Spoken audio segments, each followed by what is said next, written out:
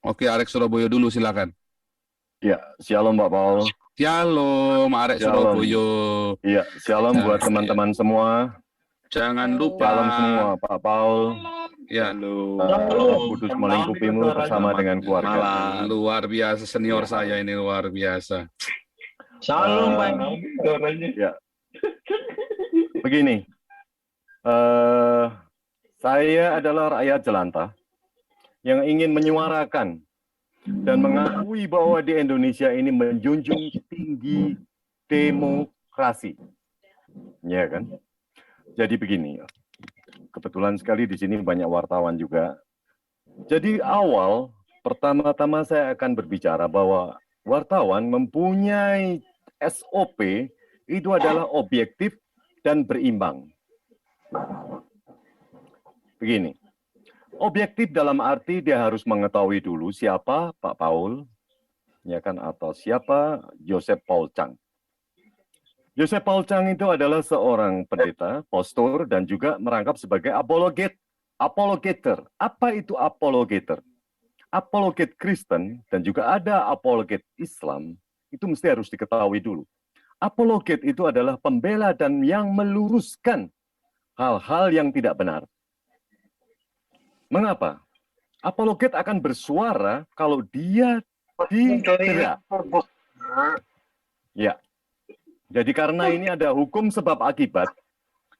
Mengapa apologet bersuara? Karena apologet bersuara karena ada dari mereka yang menyebut dirinya ustadz, ya kan, mereka menyebut dirinya ulama, atau mereka menyebut dirinya mualaf-mualaf, yang menistakan atau yang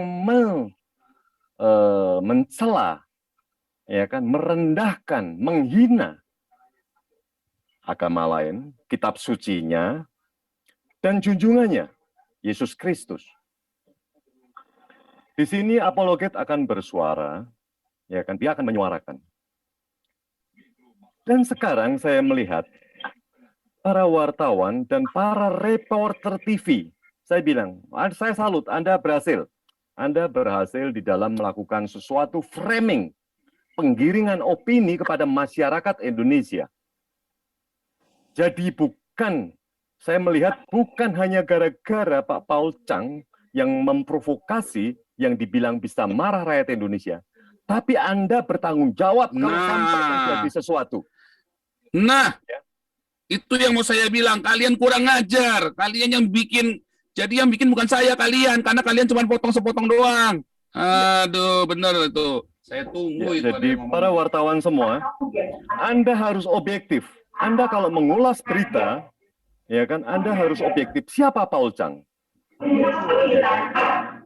Anda berhasil memframing, Anda berhasil menggiring opini seluruh masyarakat untuk membenci seseorang yang semestinya tidak ada apa-apa.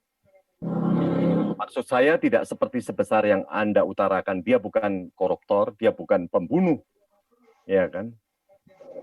Jadi saya melihat Anda tidak objektif, apalagi berimbang.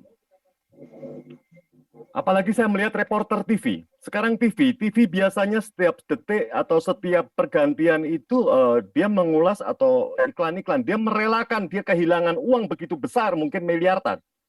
Hanya mengulas Joseph Paul Chang. Dan itu cukup memuakkan sebagai rakyat yang ingin menonton TV, tapi disuguhi hal-hal yang berbentuk suatu framing. Itu namanya memframing, sehingga tidak hanya Muslim, orang Kristen pun juga terframing di sini. Saya melihat begitu. Dan semoga juga saya mengucapkan terima kasih kepada Polri, terutama dari Kapolri, dari Bareskrim, dan semua yang terlibat di dalam penanganan ini. Karena begini, Pak, jangan sampai Polri ini sepertinya membuat atau tebang pilih.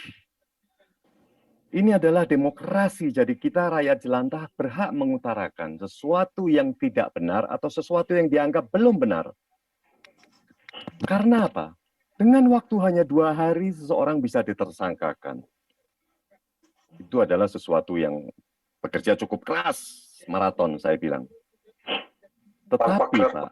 Tetapi Pak, saya melihat begini Pak, jangan sampai saya melihat ini reporter-reporter TV dan wartawan-wartawan dari media-media semua, ini sepertinya seperti mendorong-dorong daripada Polri bekerja. Polri bekerja mempunyai SOP sendiri. Ya kan? Sehingga itu kan TVRI itu kan mendorong, menarik atau melakukan sesuatu dorongan untuk memframing, terus seolah-olah seperti menekan. Saya melihatnya menekan daripada Polri dijanji seperti menagih janji, padahal gajah di depan pelupuk mata tidak terlihat, tapi semut di seberang lautan yang dilihat. Saya melihat begitu. Jadi kami mohon coba memberitakan berimbang. Saya melihat bahwa di sini semestinya channelnya Pak Paul atau yang disuarakan oleh Pak Paul dan teman-teman semua itu semestinya tidak berbeda dengan yang ada di YouTube lain. Kita membantu pemerintah, kita memerangi ideologi radikalisme yang menjurus kepada terorisme. Kita juga istilahnya membantu pemerintah di dalam mungkin pemerintah tidak mendengar bahwa di dalam bulan puasa ini ada saudara-saudara kita di Serang yang sedang mencari uang atau mencari makan untuk nanti supaya dia bisa berlebaran. Ya kan, dia bisa beli baju untuk anak-anaknya dan keluarganya. Tapi bagaimana keadaannya? Mereka disuruh tutup. Mereka didenda, mereka diambil. Saya melihat masakannya dimasukin plastik. Itu apa? Mau dibawa kemana masakan-masakan itu? Tega ya. Apakah mau dibuka puasa buat Satpol PP? Apakah Satpol PP pekerjaannya sekarang sebagai pengganti daripada FPI? Kita bersyukur, saya pikir terima kasih tidak ada FPI, jadi istilahnya puasa dengan tenang. Tapi kenyataannya juga ada kekhawatiran saudara-saudara kita di Serang dan di Lampung. Mereka mendapatkan sesuatu yang mereka tidak perkirakan. Disinilah kita mohon kepada aparat pemerintah, ya kan. Saya tahu aparat pemerintah sekarang sedang bekerja keras mengatasi radikalisme yang begitu membesar. Jadi kami mohon Pak, kita di sini membantu pemerintah, kita memerangi juga radikalisme melalui udara. Jadi berimbanglah. Kami tidak tahu apa yang ada di hati aparat-aparat pemerintah. Kami melihat bahwa ada ucapan dari MUI yang berimbang, mereka bilang ini masalah ini sebenarnya tidak terlalu besar. Jadi kepada masyarakat tidak usah terlalu terprovokasi. Jadi saya melihat ada beberapa orang yang berpikiran luas, otak dia dibukakan, hati dia dibukakan. Bukan mau di-framing sama wartawan dan reporter. Di sini saya lihat masih ada saudara-saudara saya atau mereka tokoh-tokoh yang ada di Indonesia ini yang berpikiran luas, berpikiran ke depan panjang. Apa gunanya membuang uang kejar-kejar misalkan Pak Paul sampai begitu keras? Cukup pemberitaan secukupnya, masukin dong. Tapi kalau setiap setengah jam muncul, kami warga negara Indonesia, rakyat jelantah itu melihat itu sesuatu yang memuakkan. Apa maksud daripada itu semua?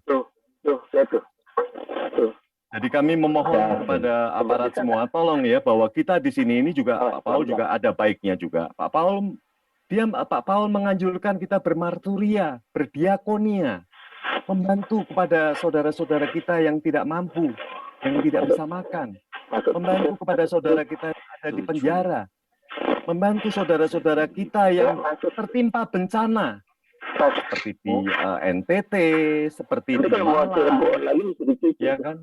Ini kami mohon supaya ada keseimbangan. Coba berpikir objektif, termasuk Menteri Agama, anggota DPR, MUI, tokoh-tokoh agama yang lain. Berikanlah kesejukan kepada masyarakat. Apakah hal ini bisa membuat masyarakat marah? Oke. Yang membuat masyarakat yang marah itu adalah mereka-mereka yang tertembak kalau istilahnya. Tapi yang lain-lainnya apa tahu? Karena pemberitaan yang terus-menerus, pembenaran yang terus-menerus, akhirnya dianggap benar. Inilah yang dibilang pembenaran yang dilakukan berulang kali. Kami mohon juga kepada para wartawan, para reporter TV, aparat penegak hukum, kita harus objektif, Pak. Kita harus berimbang. Karena apa? Saudara-saudara kita yang di Kristiani, mereka tidak berani berteriak seperti mereka sekarang ini yang sedang merasa tersolimi, tapi mereka sakit hati. Ya kan, mereka sakit hati. Diam bukan berarti dia takut, tapi diam, tapi dia merasakan sesuatu ketidakadilan di dalam negara Republik Indonesia ini. Kami mohon kepada saudara-saudara saya atau teman-teman saya wartawan, reporter TV, suguhkan sesuatu suguhan yang bermanfaat, berimbang, objektif.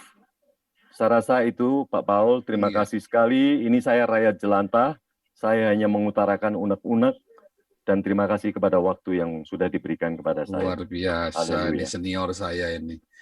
Terima kasih ya.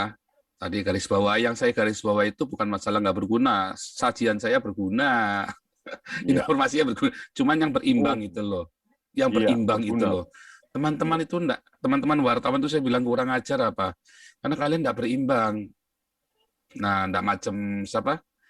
Ini ya, tadi ada Tirto, dia nanya, ya tapi saya nggak tahu nanti hasilnya bagaimana kan. Ya, pokoknya kan sudah nanya dulu kan, dulu nanya dong. Berarti kan kalian terbiasa hidup dengan hoax. Berarti selama ini kalian memberitakan berita itu dengan hoax. Iya kan? Hati-hati. Ini cuma kutip sana kutip sini. Lihat dia punya saya diambil comot. Anda cuma ambil yang serem-seremnya dan yang surganya Anda nggak kasih. Apa perintah saya? Coba Anda nggak quote.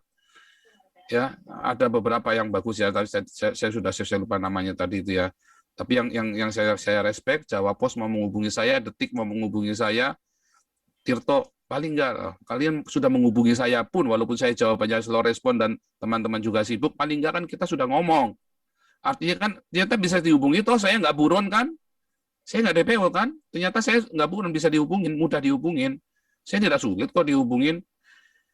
Nah, jadi apa yang ada masalah apa? Yang masalah berarti Anda sedang kasih makan, Anda sedang didik rakyat Indonesia untuk percaya kepada hoax. Itulah buah dari agama. Hoax. Karena banyak agama itu memang dilahirkan dari hoax. Beda dengan bertuhan. Makanya coba sila pertama Pancasila bunyinya apa? Bukan beragama loh, bertuhan loh. Nah, kita berapa kali kuliah Pancasila? Ya ada orang yang menuduh saya anti Pancasila. Wah, saya lebih Pancasilais daripada Anda yang sholatnya gila-gilaan. Saya lebih Pancasilais daripada Gus Yakut. Aku yakin. Saya lebih Pancasilais daripada Gus Yakut. Kenapa? Ya jelas saya lebih Pancasilais kok. Ya kan? Pak Paul tidak ada bedanya dengan Ahok waktu itu. Waktu Ahok dengan berjilid-jilid. Dia framing orang, dia kan semua digiring opini dengan menonton demo berjilid-jilid. Sekarang karena tidak ada EPI, media berjilid-jilid melakukan sesuatu teror kepada semua orang, sehingga semua saudara-saudara kita yang ada di masyarakat, mereka merasa ketakutan, mereka ada rasa was-was. Itu yang kami harusnya harapkan. Memberikan, ditunjukkan dong video yang lain, asal usulnya apa, saya ngomong begitu. Ini tuh nggak ditampilkan tuh. Waktu saya cerita Serang segala macam nggak diceritain tuh, yang ada warung-warung ditutup oleh orang-orang beragama ini kan. Ya kan, waktu ada gereja dibom, gereja ditutup. Kalian justru nggak tampilin. Kenapa yang saya bilang gara-gara saya ngomong saya Nabi ke-26 ditampilin cuman masalah sepele begitu, ya kan? Ya saya sih ya itu tadi ya, seneng-seneng juga tapi deg-degan juga kan. Karena saya juga mikir, keluarga saya juga bagaimana, ya kan? Nah, itu kan karena Anda. Tapi coba kalau berimbang. Viral, tapi berimbang, orang belajar. Kalau ini orang nggak belajar. Kalau viral, mati pun udah saya namanya, saya ini memang sudah siap. Semua orang-orang percaya Yesus harus siap mati. Kan mati masuk surga. Masalahnya matinya aja kan Anda membuat kematian saya nggak berguna dengan cuman menghasut masyarakat dengan berita-berita begitu doang. Nah, tetapi saya yakin sekali bagaimanapun juga orang akan tonton itu video-video saya di dalam nama Yesus.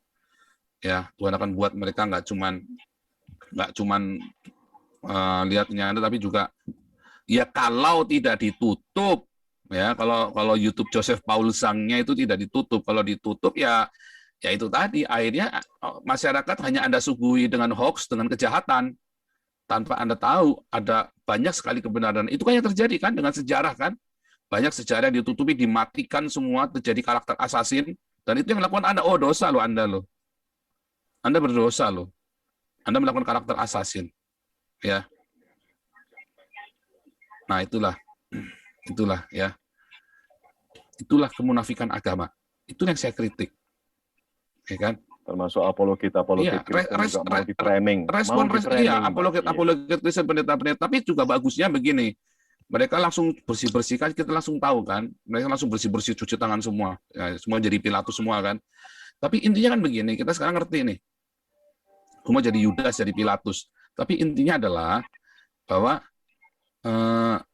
saya kan saya kan nggak pernah bilang saya mewakili orang Kristen dan gereja kan, makanya saya tidak pernah sebutkan alma mater saya dan